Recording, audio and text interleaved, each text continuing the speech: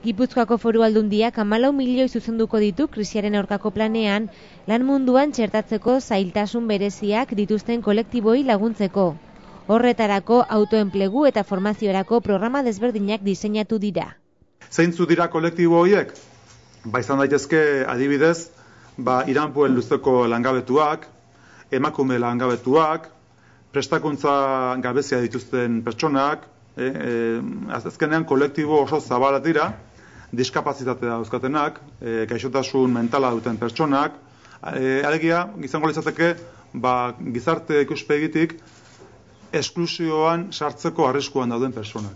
Guk daukagun pertzepzioa da, kolektibo horiek, egoera ekonomiko txarra dagoenean, horiek dauzkotela zailtasun gehienak, eta krisian, adibidez, lana guztientzako dagoenean, hauentzako lana egon daitekela, baina lana gutxitzen, urritzen joaten denean, hauek direla lehenengoa erortzen direnak. 7 milioi eta erdi erakunde kolaboratzaileen hitzarmenetara zuzenduko dira. Bestalde, 2 dekretu bideratu dira 2 programetarako. Sarbideak 4 milioirekin lan munduan txertatzeko zailtasun bereziak dituzten kolektiboi laguntzeko ekintzetarako. Eta bigarren programa, sendotuz, 1 milioi batekin, proiektu prestakuntza eta aholkularitzaren bitartez berrikuntza soziala sustatzeko.